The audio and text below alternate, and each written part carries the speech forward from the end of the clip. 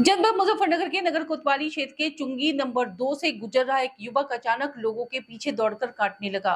पहले लोग कुछ समझ नहीं पाए, लेकिन करीब 1 घंटे में ही 6 से अधिक लोगों को काटकर जख्मी कर दिया गया।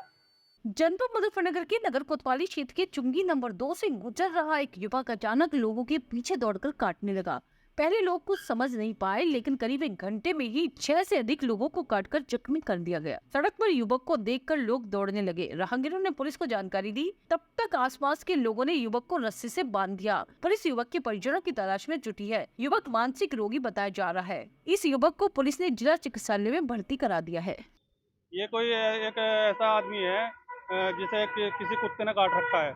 उसकी हड़क उभर रही है और वो कुछ लोगों के काटा भी है उनने। यहाँ पर कुछ लड़कियां हैं, उनका काटा है। वो भाग भाग के पकड़ रहा था और पकड़ के काट रहा था। लड़की का काटा है उनने, एक लड़की की उंगली में काटा है, एक के यहाँ गर्दन पे काटा है, एक रिक्शा वाले के भी काटा।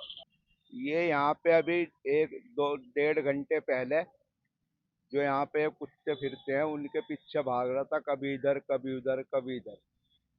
फिर वो कुत्ता भाग के स्कूल में बढ़ गया, सामने अलका 2 स्कूल में। स्कूल के गेट बंद हो गए, वो भी स्कूल में ही बढ़ गया। उसके बाद उसे वहां से अंदर से बाहर काट दिया, लेकिन वो कुत्ता अंदर ही रह गया।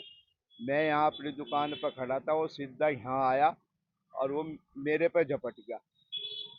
फिर हम यहाँ पे ऊपर तली नीचे गिर गए। उसने मुझे काटने का प्रयास करा, लेकिन वो मुझे काट नहीं पाया। फिर कुछ लोग अड़ोस पड़ोस के आए, उन्होंने मुझे छुटाया और फिर कभी इधर टिल्ले की ओर भागा, वो कभी नंबर 2 चुंगी की ओर भागा। काफी भीड़ यहाँ पे इकट्ठी होगी।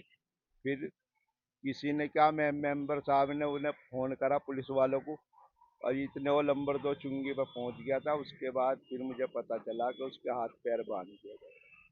क्यों? कई लोगों को उसने काटा भी, महिला एक लड़की को भी काटा है, हाँ, काटने का पूरा प्रयास करा। मुझे ये भी बताया गया कि किसी की उंगली उसने चबा ली।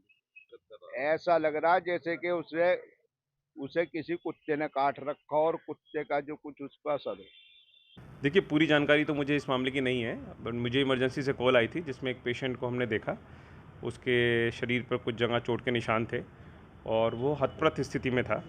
तो उस पेशेंट का हमने प्राथमिक मूल्यांकन किया और प्राथमिक उसका उपचार किया, लेकिन जैसा उसके घर वालों ने बताया, जो उसका ब्रदर इन लॉ साथ में था, कि वो कहीं न कहीं शराब का नशा कर रहा था और अन्य नशे भी कर रहा था, जिसकी पूरी जानकारी उपलब्ध नहीं थी।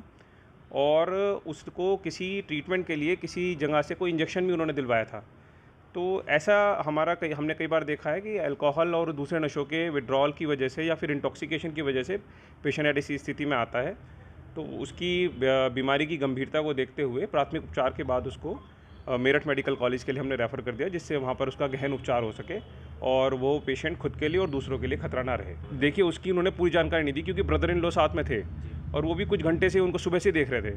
तो एग्जैक्ट, क्योंकि पेशेंट इस स्थिति में नहीं था जो सही से बता पावे, तो इसीलिए एग्जैक्ट इन्फॉर्मेशन ट्रीटमेंट क्या दिया गया था उसकी ये बताया उन्होंने कि साथ साथ उसकी पत्नी भी अपने मायके गई हुई थी और उनके बीच में कुछ विवाद भी चल रहा था, जो हमें जानकारी दी गई। तो एग्जैक्ट उसके ट्रीटमेंट की हमारे पास डिटेल्स नहीं थी।